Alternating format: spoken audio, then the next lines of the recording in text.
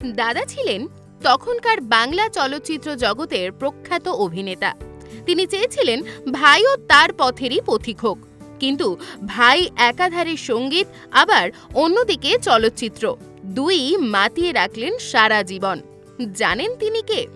যার কণ্ঠের জাদুতে আজও মোহিত হয় আপামর ভারতবাসী, যার গলাতেই গুনগুনিয়ে উঠেছিল ও মেরে দিল কে চ্যান, সামনে বালি খিড়কি মে, সাগর কিনারে, রিম ঝিম ঘিরে সাবন, নীলে নীলে আম্বার পর, চিরদিনই তুমি যে আমার।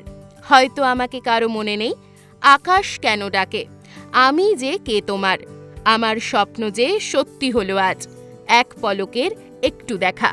কখনো হিন্দি আবার কখনো বাংলা, তার সুরের জাদুতে মাতিয়ে রেখেছিলেন বাংলা থেকে মুম্বাই।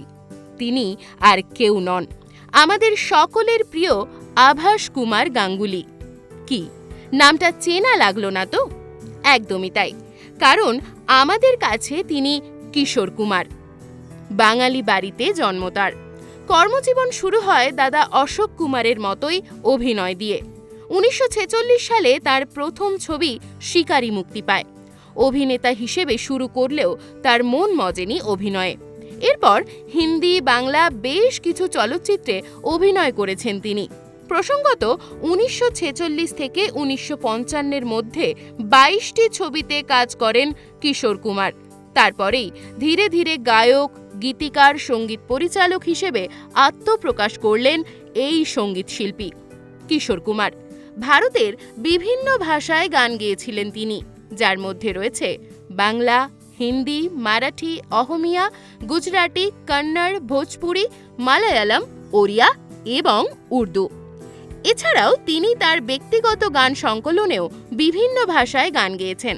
বিশেষত তার বাংলায় গাওয়া গানগুলি সর্বকালের ধ্রুপদী গান হিসেবে বিবেচিত হয়েছে।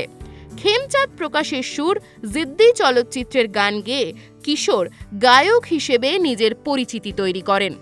অভিনয় হোক বা গান, কোনো কিছুতেই কিশোর কুমারের ধরা বাঁধা শিক্ষা ছিল না। শুরুতে তিনি কুন্দনলাল সায়গ্লালের নকল করে গাইতেন। পরে শচীন দেব বর্মনের পরামর্শে তিনি নিজের গান গাইবার কায়দা পাল্টে এমন এক গান গাওয়ার কায়দা উদ্ভাবন করেন, যা সেই সময়ের অপর প্রধান দুই গায়ক মোহাম্মদ রফি এবং মুকেশের থেকে সম্পূর্ণ আলাদা। তার গানের বৈশিষ্ট্য ছিল গলাকে ভেঙে গান গাওয়া, যা আগে কখনো শোনা যায়নি। বরেণ্য সঙ্গীত পরিচালক শচীন দেব বর্মনের কথাতেই এই ইয়ারলিং স্টাইলটি রপ্ত করেন কিশোর কুমার। তার গান গাইবার এই বিশেষ কায়দা সেই সময় বেশ জনপ্রিয় হয়ে উঠেছিল শ্রোতাদের কাছে। 50-এর দশকের শেষ দিকে তিনি একজন প্রতিষ্ঠিত কমেডি নায়ক হিসেবে জনপ্রিয় হন। মনে গেঁথে থাকার মতো তাকে অভিনয় করতে দেখা গিয়েছিল লুকোচুরি, চলতে কা নাম গাড়ি, পড়োসন, ভাগুম ভাগের মতো কিছু ছবিতে।